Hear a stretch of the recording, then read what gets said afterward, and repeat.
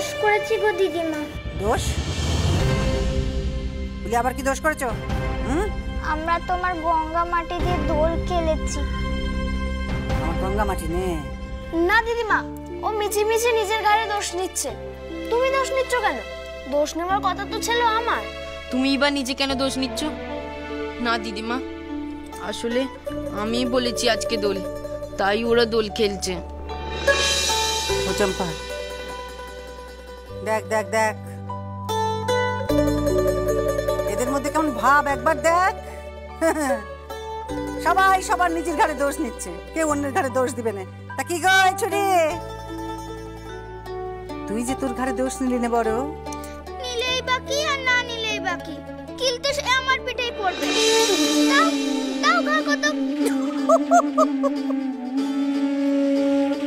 ও মা, আমি তোকে বিনি দোষে মারবো কেন? মারবো নে। হ্যাঁ, ওই উনুন গড়ার জন্য গঙ্গা মাটি এনে রেখেছিলাম তো, বেশ করেছিস তোরা। তাই মেয়েকে মুখে বসে রয়েছিস।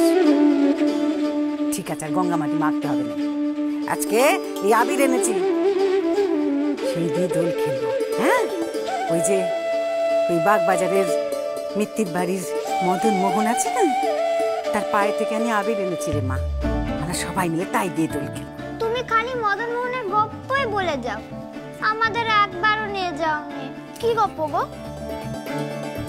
বাগবাজারের মদন মোহনের গপ্প জানো না? তা শোনো বলি,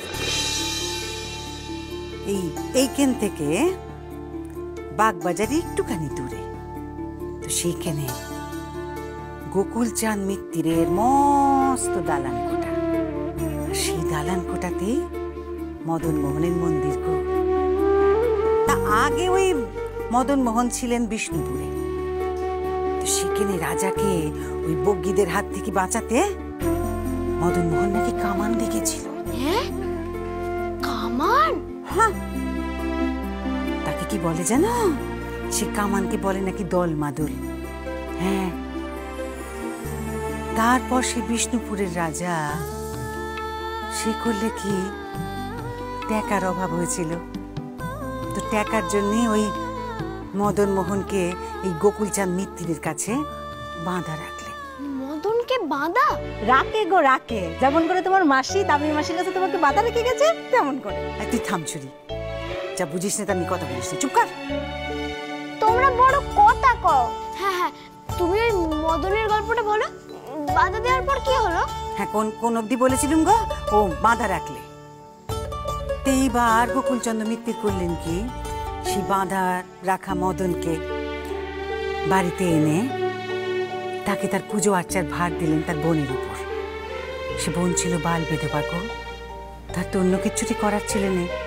সে তখন এই মদন মোহনের মূর্তি নিয়ে মেতে রইলে, বোন প্রাণ দিয়ে তার সেবা করতে লাগলে।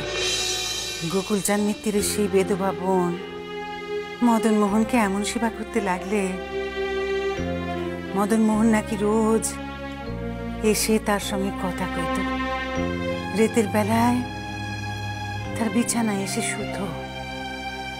সকাল হলে তার বিছানা থেকে মদন মোহনের নূপুর পাওয়া যেত, চারদিকে চন্দনের সুবাস থাকত। সত্যি? হ্যাঁ, হোনার জামাই সত্যি কিনে সে তো জানিনি বাপু, আমি তো আর দেখিনি, তবে লোকে বলে, আমি শুনেছি। তো এদিকে হলো কি, ওই যে মল্লরাজ বিষ্ণুপুরের রাজা যে বাঁধা রেখেছিল মদন মোহনকে, তার হাতে ইতিমধ্যে টাকা পয়সা এলো। তো সে এই গোকুলচাঁদ মিত্তিরকে বললে যে এইবার এই টাকা নাও, আমার মদন মোহনকে ফেরত দাও। সে কথা শুনে তো মদন মোহন চলে যাবে এই কথা ভেবে গোকুলচাঁদ মিত্তিরের সে বেধবা বোন, সে তো আছাড়ে পিছাড়ে কাঁদতে লাগলে গো। কিছুতেই গোকুলচাঁদকে ছাড়বে না। অবলম্বন কেউ ছাড়ে? হাসবে কেমন করে?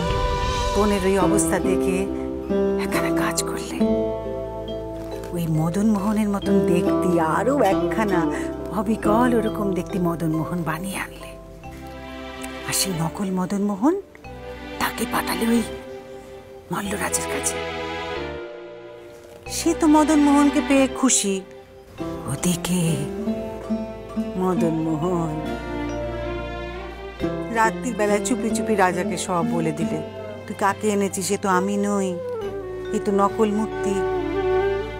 রাজা তো শুনে রেগে মেগে কি করলে জানো, আদালতে গিয়ে নালিশ করলে গো। এইবার বিচার সভা বসলো। বিচার সভায় তখন ওই রাজা মল্লরাজ সে বললে তো নকল মূর্তি, আমার মূর্তি নয়। বিচারক বললেন যে ঠিক আছে, দুটো মূর্তি পাশাপাশি রাখা হোক, যেটা তোমার নিজের মূর্তি সেইটা তুমি বেছে নাও। দুখানা মূর্তি এত অবিকল এক, ও মল্লরাজা চিনতে পারলে না। কি কাণ্ড মদন মোহনের, কি লীলে। তখন স্বপনে কি দেখলেন জানো, মদন মোহন বলছে ঠিক আছে, ওই দুখানা মূর্তির মধ্যে যেইখানাতে এসে সাদা ভ্রমর বসবে সেইখানে আমার আসল মূর্তি। পরের দিন আবার বিচার বসলে, আবার সবাই সেখানে গেল, আবার দুখানা মূর্তি পাশাপাশি রাখা হলো। তারপর সত্যি সত্যি সত্যি সত্যি একখানা সাদা রঙের ভ্রমর এসে একটা মূর্তিতে বসলে গো। তখন মল্লরাজ সেই মূর্তিখানা জড়িয়ে ধরলে। তারপর তারপর আর কি, মদন মোহন চলে গেল, আর এই গোকুলচাঁদ মিত্তিরের বিধবা বোন আছাড়ি পিছাড়ি করতে লাগলে, আছাড়ি পিছাড়ি। মল্লরাজ সে কথা শুনে তার মন গড়ল, সে বললে ঠিক আছে, আচ্ছা বেশ, মদন মোহন এখন থেকে ওই বিষ্ণুপুরেই থাকবে, কিন্তু পালা পার্বণে, যেমন ধরো এই যে দোল, রাস পূর্ণিমে, রাধাষ্টমী, এই সমস্ত সময়ে মদন মোহন যাবে তোমাদের বাড়িতে ওই বাগবাজারে। তো সেই থেকে আজও সেই নিয়ম গো। এই যে এখন দোল, তাই তো নিয়েছেন। কি উৎসব, কি উৎসব, গোটাটা কলকাতা যেন ভেঙে পড়েছে গো মদন মোহনের মন্দিরে। মদন মোহন এসেছেন যে